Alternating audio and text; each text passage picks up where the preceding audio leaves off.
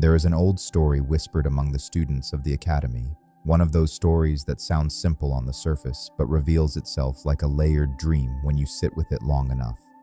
It's the story of Timon, a young Athenian known for something that would never appear in a statue or poem, yet shaped his life more than fame or talent ever could. He was known for never refusing anyone. If a neighbor needed a hand-moving cargo, he offered both arms.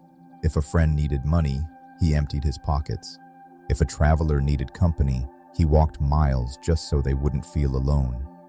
Timon's life looked virtuous, but inside, he was quietly thinning, like a candle that burns brighter for others but melts faster for itself. One evening, after a day that had pulled him in too many directions to count, Timon drifted into Plato's hall. The marble floor was cool beneath his feet. The lamps cast long gold patterns along the columns. It was a place where thoughts slowed down enough to become visible. Plato didn't rush him. He simply handed Timon a cup of wine and let silence do what silence does best, uncover what words try to hide. Eventually, Timon broke. "I feel as if my life is not my own," he whispered. "Everyone pulls at me, and I do not know how to resist. Every voice feels heavier than my own." Plato regarded him with a softness that never felt pitying, only deeply human. And then he gave Timon a truth so quietly powerful that it would follow him for the rest of his life. "When a person cannot guard the borders of their own soul," he said, "the world becomes an empire built upon them." That sentence struck Timon with the force of something he had always known but never had the courage to articulate. He felt it in his chest. He felt it in all the places where he had said yes when he wanted to say no. He felt it in the exhaustion that had become the background music of his life. And what he couldn't know then, but what we know now, is that Plato's words held the first hidden truth of real boundaries. If you do not define the borders of your life, the world will draw them for you. Timon had lived as if boundaries were walls, cold, rigid, unkind, but suddenly he sensed they were something else, something sacred, something necessary, something that could keep the shape of his soul intact. This was the moment where his story meets ours. Because many sensitive, introverted, empathic people today are living modern versions of Timon's struggle, quietly losing themselves in the name of being good. Plato understood something that modern psychology has only recently begun to articulate, that boundaries are not barriers at all, they are definitions. This is the second hidden truth. A boundary is not a way of controlling others. It is the way you protect the truth of who you are. Most people misunderstand boundaries. They imagine lines in the sand, firm declarations, dramatic confrontations. But real boundaries begin far beneath the surface. They begin in the quiet inner sense of what is mine, what is not mine, what nourishes me, what drains me. Plato saw sensitive people, much like you, as those who often merge with the emotions around them. Not because they are weak, not because they are naive, but because they are wired to feel deeply, absorb quickly, and care instinctively. And when a person carries such depth, they often mistake generosity for identity.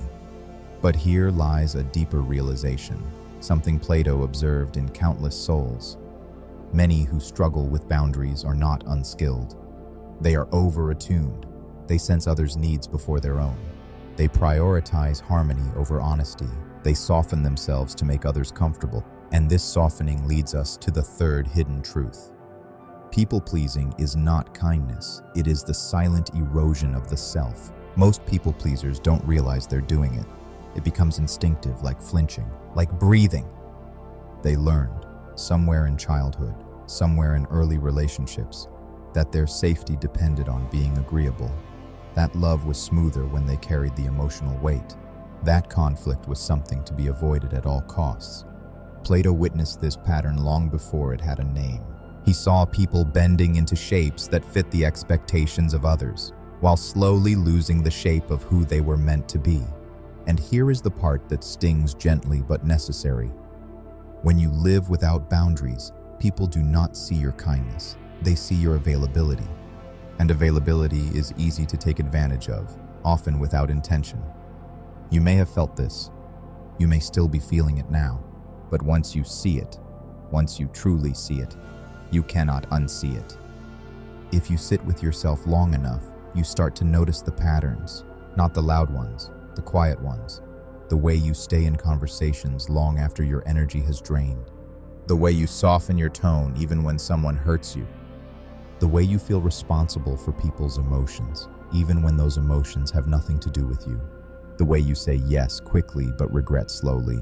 And underneath all this is something most people never admit openly. The guilt. The guilt of choosing yourself. The guilt of resting. The guilt of disappointing someone. The guilt of saying no. But this guilt is not a sign that you're doing something wrong. It is a sign of conditioning. And this leads directly into the fourth hidden truth. Feeling guilty when you set a boundary means the boundary was necessary. Guilt shows up because you're crossing a threshold that your past self was never allowed to cross, a threshold between being agreeable and becoming authentic. And authenticity, Plato believed, is the highest form of moral alignment. Yet it feels foreign when you're used to disappearing for others. It feels harsh when you're used to softening your needs. It feels selfish when you're used to sacrificing your well-being to maintain peace. But listen closely. The discomfort is not a sign to stop. It is a sign that you are reclaiming territory from a lifetime of self-abandonment. And Plato knew that reclaiming yourself is always uncomfortable at first, because it requires meeting yourself again, your real self, not the version shaped by others' expectations. There comes a moment, gentle, almost imperceptible, when the inner shift begins. It happens when you notice a tightening in your chest during a conversation, and instead of ignoring it, you acknowledge it. It happens when someone asks for your time, and you pause long enough to consider your energy before answering. It happens when your body whispers no, and for the first time, you listen. Psychology calls this interoceptive awareness.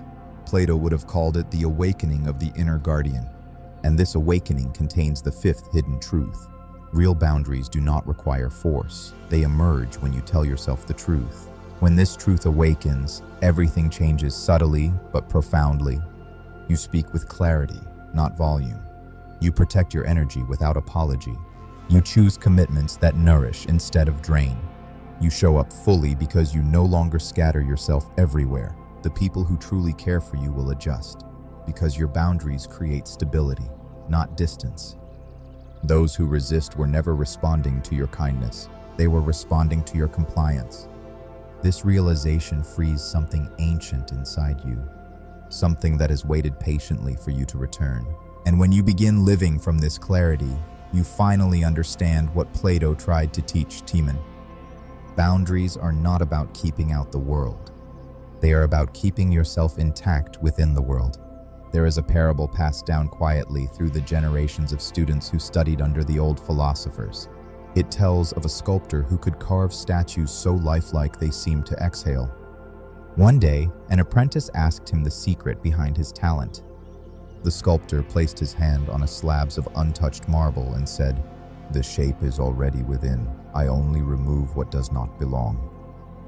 That night, the apprentice dreamed of being a marble block, solid on the outside but filled with a vibrant, breathing form within. Layers of other people's expectations covered him, layers of guilt, layers of overgiving, layers of learned silence. In the dream, the sculptor did not strike him with a chisel. He simply whispered, "Your boundaries are the form waiting beneath the layers." The apprentice awoke with a new understanding. Boundaries were not something he had to build. They were something he had to reveal. They were already inside him, quiet, patient, waiting for permission to emerge. You are the same. Your boundaries are not a personality trait you lack. They are not a skill you failed to learn. They are not a hardness you must acquire. They are the shape of your soul, your original shape, hidden under years of pleasing, enduring, softening, explaining, adjusting. And once you begin to remove what doesn't belong, the guilt, the fear, the pressure to be endlessly available, your true form emerges. And this form is beautiful, clear, steady, complete. Plato knew this. He knew that boundaries were not about shutting out life. They were about stepping into life without losing yourself. And when you do that, when you finally carry your soul with the dignity it deserves, the world doesn't shrink. It becomes clearer. It becomes softer. It becomes honest. Most importantly, it becomes yours.